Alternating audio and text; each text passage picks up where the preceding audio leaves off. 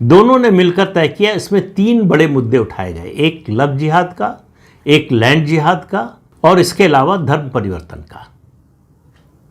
कहा गया कि ये तीनों मुद्दे, जिस तरह से इन तीनों मुद्दों पर मुस्लिम संस्थाएं सक्रिय हैं, मुस्लिम समाज सक्रिय है और सरकार समर्थन कर रही है, संरक्षण दे रही है, उससे इन दोनों समाजों पर खतरा बढ़ता जा रहा है और इसका शिकार हो रही हैं नई उम्र की लड़कियां।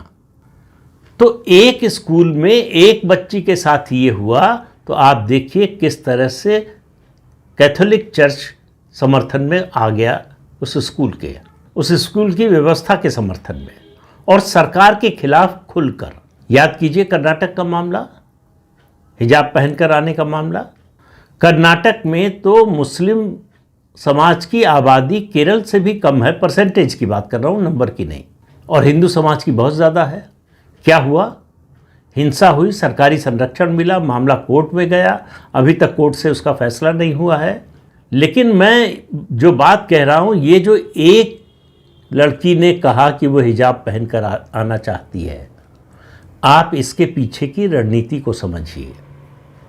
ये वाटर टेस्टिंग करते रहते हैं, इसको जोड़कर देखिए आई लव मोहम्मद के नारे से।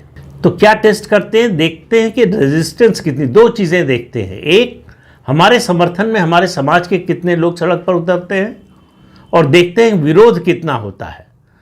अगर सरकार ऐसी है जो संरक्षण नहीं देती है तो सरकार कितना सख्त एक्शन लेती है, और वहाँ पर समाज के लोग यानी दूसरे समाज यानी हिंदू समाज के लोग, मैं केरल से बाहर की बात कर रहा हूँ, केरल की भी बात करें, केरल में भी मेजॉरिटी हिंदुओं की है।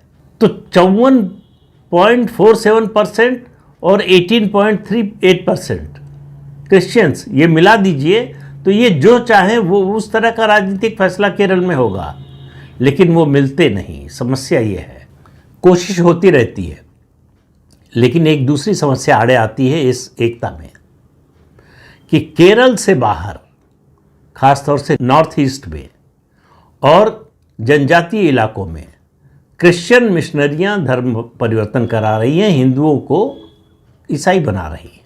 पंजाब में तो ये बहुत बड़े पैमाने पर चल रहा है और मैं बार बार कह रहा हूँ आपसे, पिछले 1.5-2 साल से कह रहा हूँ कि बहुत जल्दी ही पंजाब क्रिश्चियन बहुल राज्य बन जाएगा।